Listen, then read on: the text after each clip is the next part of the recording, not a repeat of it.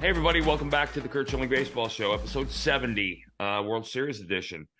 We did our preview, and here we are on the cusp of Game 3. We are taping this hours before first pitch for Game 3. Series is tied 1-1, although in an eerily similar feeling, I think Arizona feels like they should be going home up 2-0. And if they don't win this series, I think they will curse Game 1 as the reason. Bill, Atlas Garcia, I mean, my goodness. I don't know what else to say. I mean, he literally walks off the Astros, and then in Game 1 of the World Series, hits a homer in his 5th straight game. 22 RBIs in the playoffs, which is just absurd. But this was Arizona's game to win or lose, and neither starter pitched well. 5 innings, 3 runs is not a good start. Definitely a loss in October. Evaldi went 4 2/3, gave up 5 on 6 hits.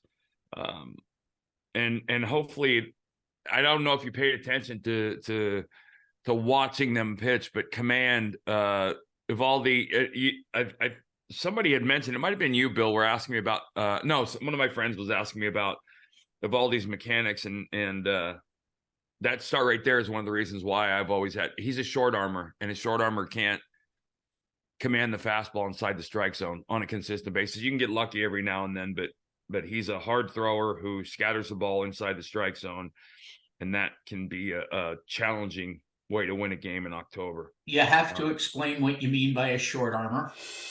So when I say short armor, let me just try and explain it. So if you're looking at me from the third base and I'm a right-handed pitcher and I have the ball in my glove at the top of my delivery, if you look at guys who consistently command the fastball in the strike zone, they'll take their arm out and they'll be back here with their hand like this, right? The ball's down, and then they'll naturally evolve and turn and throw.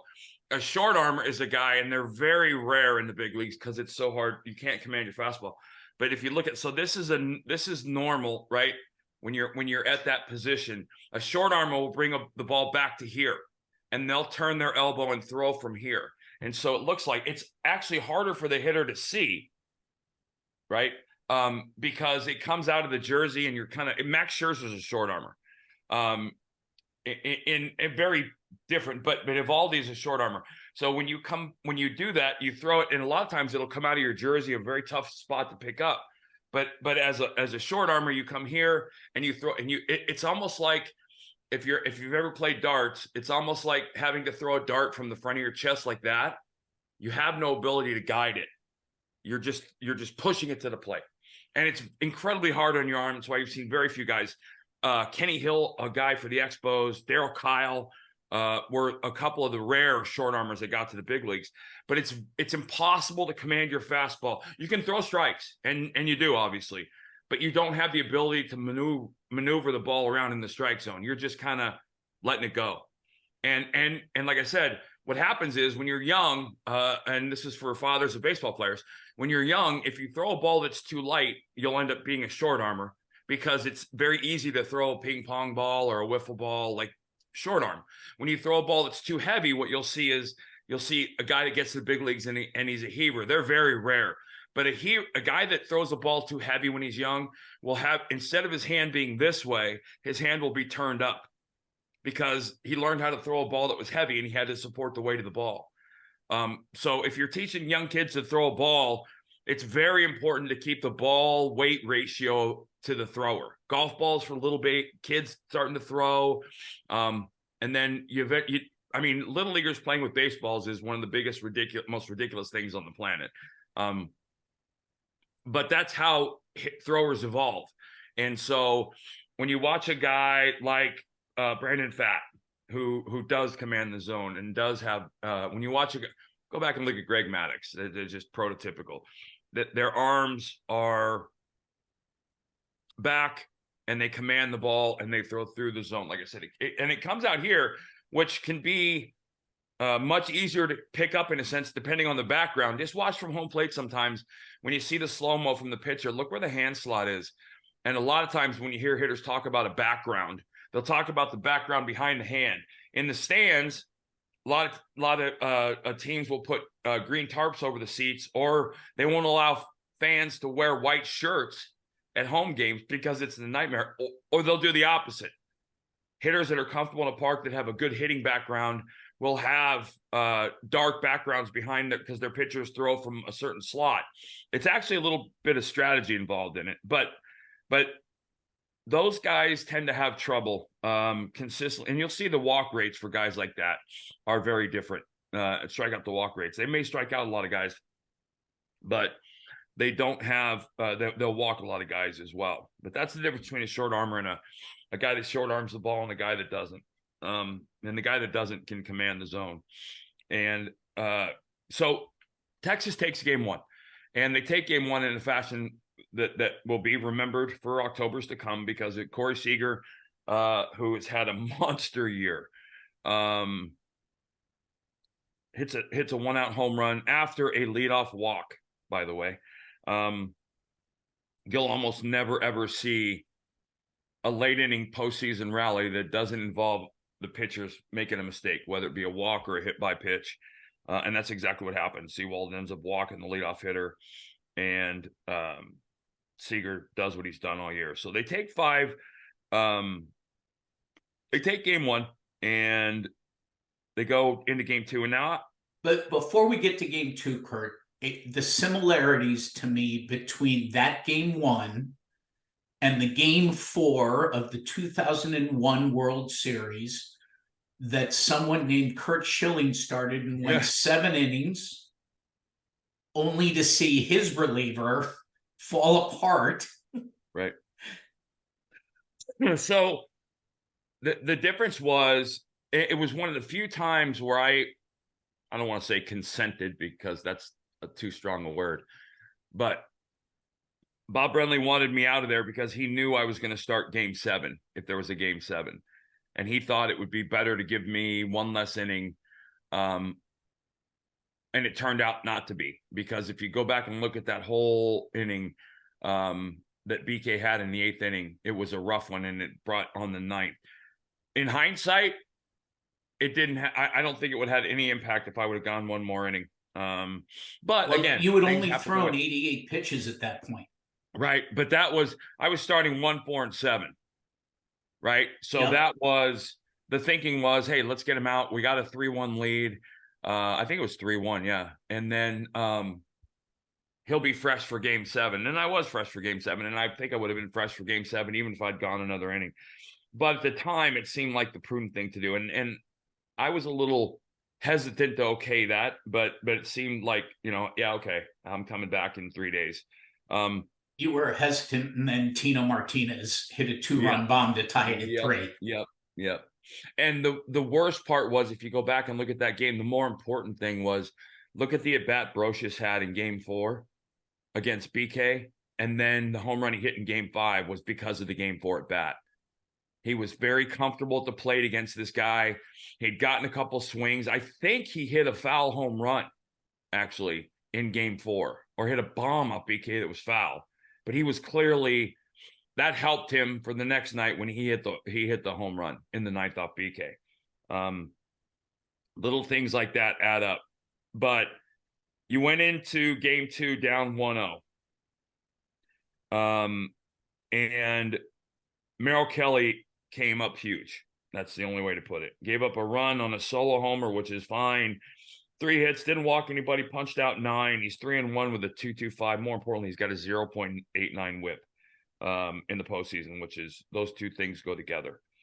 We're seeing some records. I want to talk about them too. Ketel Marte broke the record, has the longest hit streak in postseason history with 18 games. Jeter, Manny, Hank Bauer were at 17.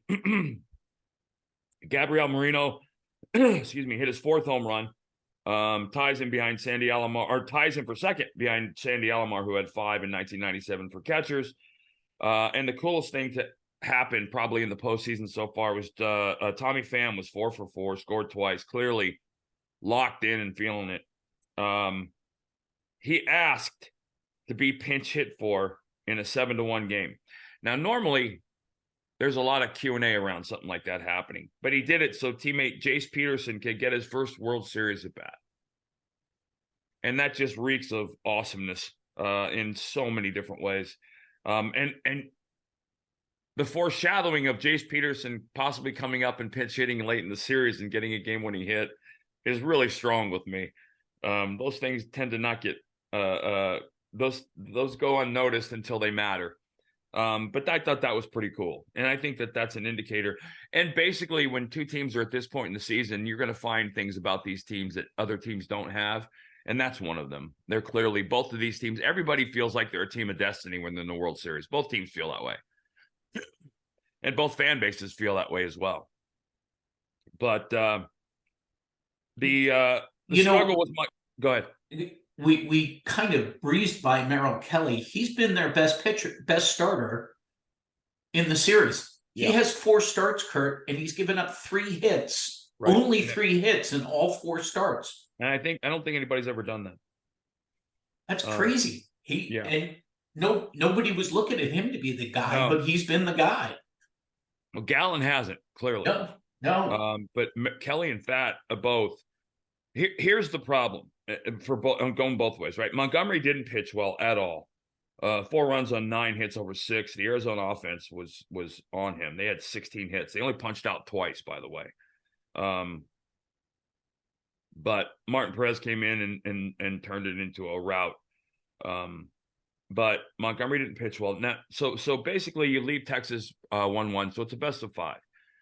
And if you look at it as a best of 5, it's a best of 5 with the guy who, if I'm Arizona, if I'm Torey Lovullo, I'm ecstatic, because my second best, my 1A in the postseason is going game 1, so to speak. And the Rangers have, in every sense of the word, a wild card going in game 1. No one has any idea what Max Scherzer is going to show up with. He could go 7 and punch out 14 and give up a hit, or he could go 2 2/3. And I'm not sure. That's the tough part, right? If he does either one of those, Bill, would you be shocked? No. Right. That's a problem. Right. If a guy going 2 2/3 and giving up 4 runs or punching out 14 are the guardrails for potential outings, that's a guy who hasn't found his way in October. And I'm going to be very curious to see how that plays off. And I want to speak real quick to the records we're talking about, home runs and RBIs and all things that go with that. One of the things I think to remember is, and you've seen it, you heard a lot when the Astro series with Altuve and a bunch of guys setting all-time records for home runs and RBIs. These guys are playing 22, potentially 22 postseason games in the offseason, as opposed to it originally was 7 because there was a league winner and you played a World Series, but it was 14 for the longest time, right? You had 2 division winners and the playoffs. You had the league championship and the World Series. You had 14 games. These guys are playing 22, up to 22, which is literally a full month's worth of games almost. And we're going to end the World Series in November, I think, again, for only the second time ever. When you think about 2001 being the first time, and 2001 it ended in November because of 9/11. But anyway, I just want to mention that. It doesn't downplay what they've done. What they've done is amazing. The Marte hitting streak is amazing no matter how many postseason games you play. But we've gone from 7 to 14 to 17 games. Now we're at a 22 game potential schedule, which is why you're seeing these RBI records and run records and home run records being hit the way they are. Also, excuse me, this was a great note. Bruce Bochy reached his first World Series in 1998. And I'm going to say that was with the Padres, right? Correct. Right, against the Yankees. That was the Mark Langston, Tino Martinez, the grand slam. Yep. That should have never happened. But Bochy managing the Padres in 1998, that was his first World Series, and now he's 68 in his 4th. The only other manager that was that young and that old on both ends of the spectrum was Connie Mack, which is putting Bochy in some pretty, and he should be. He's a first ballot Hall of Famer as a human being, much less as a manager. and we'll talk about managers real quick at the end of this, but we'll hit that more after the series is over. I still got Texas winning, although I've been in Arizona in a World Series with home field advantage, and I know I would put that ballpark as loud as any ballpark ever played in, easily as loud as any ballpark ever played in for Game 7 of the World Series. They know how to get loud, and I can remember walking. I don't know if I told the story, but I can remember walking across the field for Game 7 to go to the bullpen. And the way those stadiums are built, you could actually feel the floor moving as I walked to the bullpen, because the fans were all up and they had white pom-poms and it was like a whiteout. So they'll be loud, but I'm not going to come off my Texas pick, but I got to feel real good about it if I'm Arizona. If Brandon Pfaadt will be everything tonight, because I always look at this. I always looked at it as, it really doesn't matter how good your guy throws, because you're not going to score any runs. So we just need one. And that was my October mentality.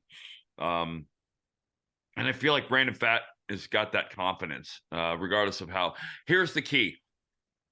I don't know if Zach did it, but my first World Series start, I did something so unconventional because I was going to be tricky. I was young. I was 26, I think. I was 26. And it was stupid of me in hindsight. I never should have done it. But I was going to be tricky instead of just pitch. And it cost us a game and cost us the World Series. I don't know if Gallen had that approach. I don't know if Kelly clearly stuck with his stuff. I don't think Brandon Pfaadt will do that. But I got to tell you, if I'm Arizona, I go up 2-1. Who am I giving the ball to? I'm giving the ball to my bullpen for Game 4. That's this whole bullpen thing to me. This is where it becomes. I just don't think it works, and I don't think it can work. You're counting on 7 guys to have good nights instead of 1. So, and then you have Pfaadt lined up for a Game 7. And which means I think it's going to line up, if I'm not mistaken. 5, 6, and 7 will be Gallen, Kelly, Pfaadt. Right. So Arizona, you couldn't be in a better position. But Brandon's got to show up tonight, and then they're going to have their Well, no, they won't need their bullpen, right? No. Yeah, they will. Game 5, 6. Yeah, Game 4 is going to be a bullpen game. Game 4 is bullpen, and Texas is probably going with Haney. Yeah. And that's, again, I just think I just don't think that plays well in October. I just don't think it plays well because of, again, you're asking 4, 5, 6 guys, 7 guys. And I know it's only an inning and 2/3 or a couple of hitters, but it's still asking 7 guys in October. And I think that's a recipe for disaster. So I'm going to stick with Texas, keep my fingers crossed for Arizona. I'm rooting for Boch, obviously. But I want to, I wouldn't mind seeing Arizona get its 2nd world championship in any sport ever. That's the only consolation for me if Texas manages to win, is that I'll still be part of the only team to ever bring a world championship in any sport to my state of Arizona. So, yeah, Texas, I still have Texas. No issue with thinking it might go 7 now. But I did want to touch base real quick, and we'll get on to this after the World Series. Bob Melvin going to the Giants. There's a lot of Buck Showalter, the Angels rumor, which I love. But we'll touch on those things after the World Series. We'll keep the focus on the field right now, which is where it should be. Game 3 tonight, which means you won't see this till afterwards. I'm going to predict that Pfaadt goes 7, shuts down Texas, and Scherzer has another issue and is out before the 5th. The opposite of that will be Scherzer going to go 8, punch out 16, and give up a hit, and Texas will get the Pfaadt early and beat them big. It's either Texas winning big or Pfaadt winning convincingly and shutting down Texas. So covering all my bases right there. So we'll be back on we may come back in between games. If something special happens, we'll jump out, do a quick hit, and get some stuff to you guys if it happens. Otherwise, we'll see you guys on Friday, and we could have a World Series champion, or we could be going to Game 7. So have a great week, guys. Anywhere you get your podcasts, Apple, Spotify, we'd love you to go to OutKick. Pick us up, catch us, and spread the word. So have a good week.